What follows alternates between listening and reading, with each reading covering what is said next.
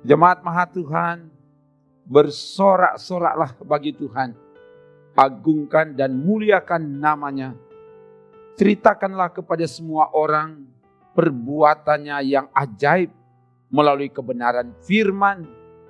Berdasar bacaan MTPJ Gemim tanggal 8 sampai 14 Mei 2022 dari 1 Korintus 9 ayat 1 sampai 18.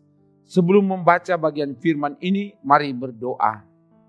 Ya Bapa, tuntun bimbing kami di jalan kebenaran-Mu berdasar pada firman yang akan kami baca renungkan saat ini. Ya Allah Roh Kudus, ambil alih pemberitaan firman ini. Jamah semua yang mengikuti ini. Ke dalam kuasa-Mu hamba serahkan. Dalam nama Tuhan Yesus, firman yang menghidupkan kami. Haleluya. Amin. Bacaan dari 1 Korintus pasal 9 ayat 1 sampai 18. Begini dikatakan. Bukankah aku rasul? Bukankah aku orang bebas? Bukankah aku telah melihat Yesus Tuhan kita?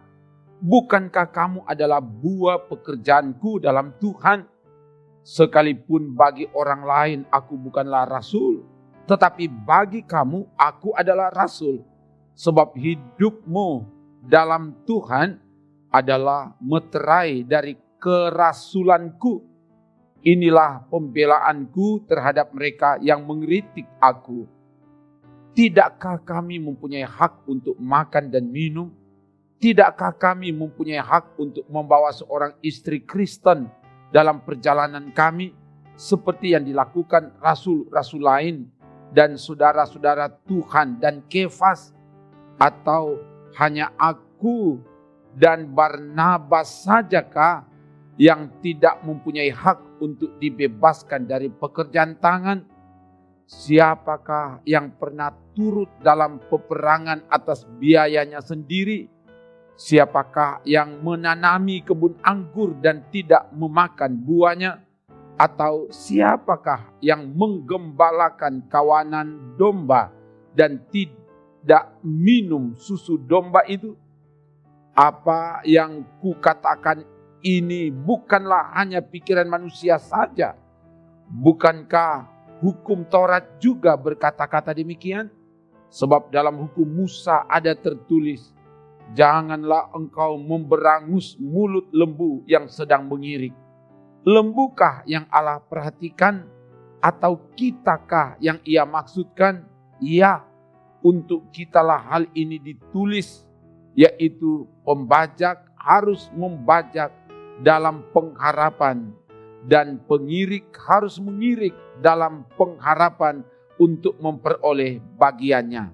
Jadi, jika kami telah menaburkan benih rohani bagi kamu, berlebih-lebihankah kalau kami menuai hasil duniawi daripada kamu? Kalau orang lain mempunyai hak untuk mengharapkan hal itu daripada kamu, bukankah kami mempunyai hak yang lebih besar? Tetapi kami tidak mempergunakan hak itu. Sebaliknya, kami menanggung segala sesuatu supaya jangan kami mengadakan rintangan bagi pemberitaan Injil Kristus.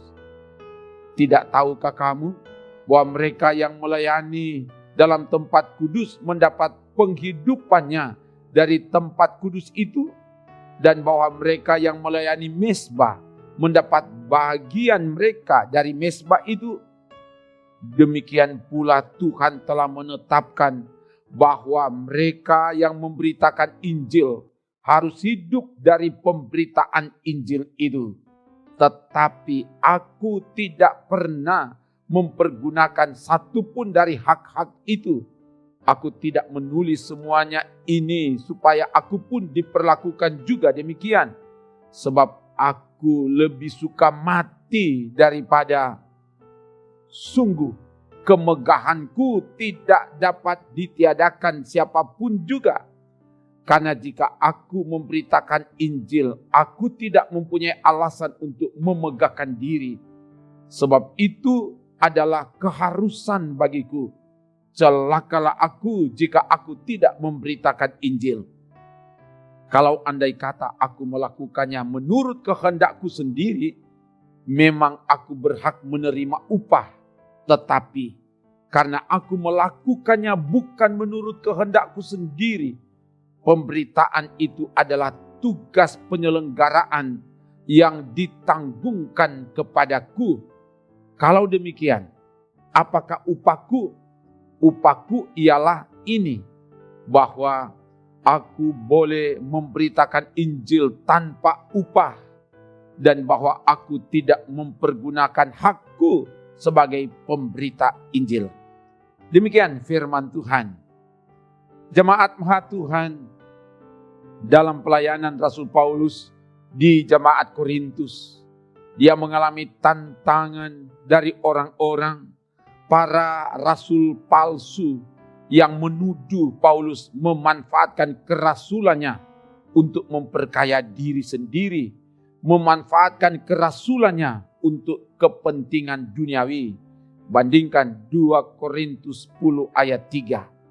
Sehingga mereka mempersoalkan keabsahan kerasulannya, hak-haknya, tanggung jawabnya, dan legalitasnya sebagai pemberitaan Injil.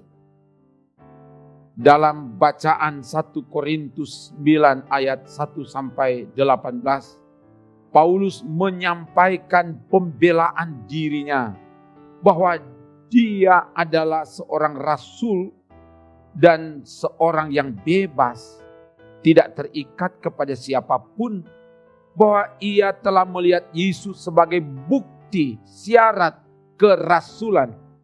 Sekalipun orang lain tidak mengakuinya sebagai rasul, tapi bagi jemaat Korintus, dia adalah seorang rasul karena adanya jemaat Korintus.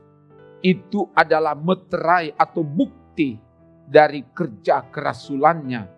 Ayat 1 sampai 3 bacaan kita tadi. Selanjutnya, Paulus berbicara tentang hak-haknya, bahwa ia mempunyai hak untuk makan dan minum, juga membawa istri Kristen dalam pelayanan seperti rasul-rasul lain dan saudara-saudara yang lain termasuk Kefas. Paulus mempertanyakan, atau hanya ia dan Barabas yang tidak punya hak untuk dibebaskan dari pekerjaan tangan, lebih khusus lagi tentang hak untuk memenuhi kebutuhan hidup dalam pelayanan. Ayat 4-6 mencatat. Dan memperbandingkan dengan orang yang turut dalam peperangan. Apakah atas biayanya sendiri? Orang yang menanami kebun anggur, apakah tidak memakan buahnya? Orang yang menggembalakan domba, apakah tidak minum susu domba itu? Hal itu dimaksudkan menunjukkan bahwa Paulus berhak mendapatkan pemenuhan kebutuhan dari pelayanannya. Sebab hal itu telah diatur dalam hukum Taurat. Janganlah engkau memberangus mulut lembu yang sedang mengirik. Ayat 8-9 juga bisa dilihat Ulangan 25 ayat 4. Yang ditekankan di sini bukan pada lembu, tapi para pembajak. Pembajak harus membajak dalam pengharapan, dan pengirik harus mengirik dalam pengharapan untuk memperoleh bagiannya. Ayat 10. Paulus menyampaikan hal ini, sebenarnya dia berhak menerima bagiannya, karena dia telah menaburkan benih rohani, telah menaburkan benih Injil. Tapi Paulus tidak menggunakan hak itu. Sebaliknya, ia menanggung segala sesuatu supaya tidak ada rintangan bagi pemberitaan Injil Kristus. Walaupun Tuhan telah menetapkan haknya sebagai pelayan yang melayani tempat kudus, mendapat penghidupannya dari tempat kudus itu. Yang melayani mezbah mendapat bagian dari mezbah itu. Yang memberitakan Injil harus hidup dari pemberitaan Injil itu. Ayat 11 sampai ayat 14. Tapi Paulus tidak pernah mempergunakan satupun dari hak-hak itu. Malahan ia lebih suka mati daripada menerima hak-hak itu. Bagi Paulus, memberitakan Injil adalah suatu keharusan. Celakalah jika tidak memberitakan Injil. Dan memberitakan Injil itu bukan atas kehendaknya sendiri, tapi kehendak Allah yang ditanggungkan kepadanya. Dan karena itu ia tidak mengharapkan upah. Dikatakan dalam bacaan, upahku adalah bahwa aku boleh memberitakan Injil tanpa upah dan tidak mempergunakan hak sebagai pemberita Injil. Ayat 15 sampai 18 bacaan tadi. Jemaat Maha Tuhan, sebagai orang percaya, sebagai pelayan Tuhan, kita punya tanggung jawab untuk memberitakan Injil. Sebab itu adalah perintah yang diperintahkan oleh Yesus. Dicatat dalam Matius 28 ayat 19 dan 20. Juga saya kutip dari Markus 16 ayat 15. Di situ Yesus katakan, kata Yesus, pergilah ke seluruh dunia. Beritakanlah Injil kepada segala makhluk. Ini perintah yang tidak boleh tidak harus dilakukan. Memberitakan Injil adalah suatu keharusan yang harus dilakukan oleh setiap orang yang percaya. Memberitakan Injil harus menjadi gaya hidup. Celakalah jika tidak memberitakan Injil. Memberitakan Injil bukan berdasar pada kehendak kita, tapi berdasar dan bersumber pada Injil itu sendiri, yaitu Yesus Kristus. Sehingga semua yang kita mau lakukan itu bukan atas kehendak kita, tapi atas kehendak Kristus. Dan kalau ini atas kehendak Kristus, maka tidak ada alasan bagi kita untuk bermegah. Tetapi kita bermegah di dalam Tuhan. Dan sekarang ini, dunia membutuhkan pemberita-pemberita Injil yang membawa suasana sorga ada, hadir di bumi ini. Karena itu, pemberita Injil harus punya motivasi yang murni. Bukan untuk penonjolan diri, bukan untuk kepentingan diri, tapi semata-mata untuk kepentingan Tuhan. Sehingga kita melakukan itu bukan semata untuk mendapatkan upah di dunia ini, tapi yang terutama dan yang terpenting adalah kita mendapatkan upah di sorga. Semoga demikian. Haleluya. Amin. Mari berdoa. Terima kasih Bapa, firman telah diberitakan. Biar kebenaran firman ini termeterai dan terpatri di loh hati kami. Di loh hati semua orang yang mengikuti pelayanan dari YouTube Gemim Bukit Moria Rike Manado ini. Dan untuk itu Tuhan jamah semua orang yang dengan taat tekun setia mengikuti pelayanan ini.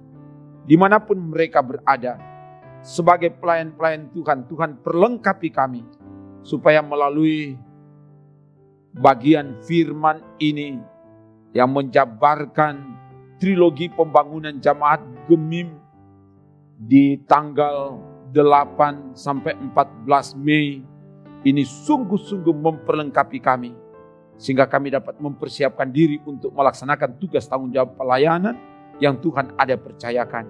Berkati tim multimedia Gemim Bukit Moria Rike. Ini doa kami, ke dalam kuasa-Mu hamba serahkan. Dalam nama Tuhan Yesus, firman yang menghidupkan kami. Haleluya. Amin. Demikian pelayanan firman, salut dan bangga saudara tetap setia bersama dalam pelayanan ini. Mari kita terus bersama untuk saling melengkapi supaya dapat memenuhi tuntutan kebutuhan pelayanan dan kita semakin berakar, semakin bertumbuh dan semakin berbuah lebat di dalam Tuhan. Amin. Trims. Jangan lupa subscribe channel Pemimpin Bukit Moria Rike.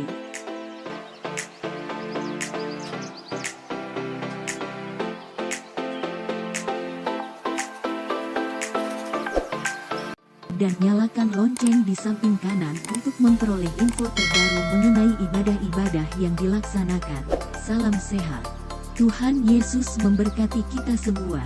Shalom.